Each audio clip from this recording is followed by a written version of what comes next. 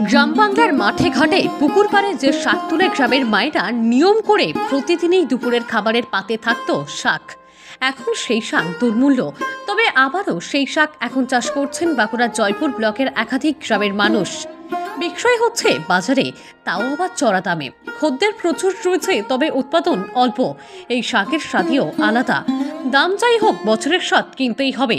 তাই অপেক্ষা করলেও এই শাক কিনে বাড়ি নিয়ে যাচ্ছেন অনেকেই। রবীন্দ্রনাথ ঠাকুরের সেই বিখ্যাত কবিতায় বলেছেন, বাগদি বুড়ি চুপটি করে বসে শাক তুলছে পুকুর ধারে বসে। পুকুর ধারে বসে কোন শাক তোলার কথা বলেছেন? নিশ্চয়ই ভাবছেন কি শাকের কথা বলেছেন। আজ সেই শাক দুর্মূল্য। একসময় পুকুরের ধারে, মাঠে ঘাটে, বাজারে দেখতে পাওয়া যেত। আজ সেই শাক আর নেই। অত্যাধুনিক চাষের পদ্ধতি বেরিয়ে নষ্ট হয়ে গেছে শুষ্নি শাকের গাছ। বিভিন্ন আগাছা ধ্বংস করা কীটনাশক প্রয়োগ করে কৃষকেরা নষ্ট করে দিয়েছে এই শাকের লতকে। তাই আজ হাজার চেষ্টা করলেও দু এক জায়গায় ছাড়া আর দেখা যায় না এই শুষ্নি শাককে। এবার সেই শাককে পুকুরের জলে চাষ করেছেন গ্রামের মহিলারা।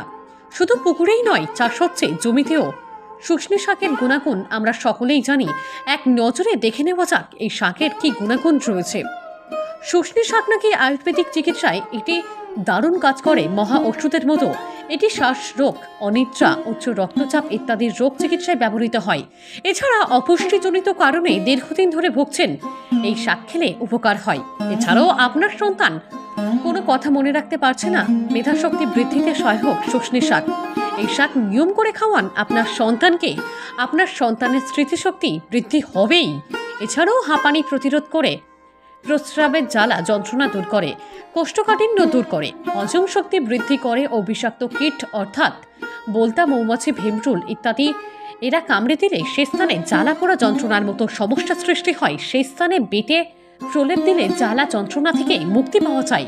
এছাড়াও শুষ্নি শাক ত্বক ও চুলের জন্য বেশ উপকারী। তবে অপকারিতাও রয়েছে। এই শাক বেশি পরিমাণে খেলে ঘুমের প্রবণতা বেড়ে যায়। অতিরিক্ত মাত্রায় শুষ্নি শাক খাওয়ার ফলে পাতলা পায়খানাও হতে পারে। তবে খাওয়ার আগে কি পরিমাণে খেলে ভালো, কতটা উপকার হয়, একজন ভালো অভিজ্ঞ ডাক্তারের কাছে পরামর্শ নিলেই ভালো হয়।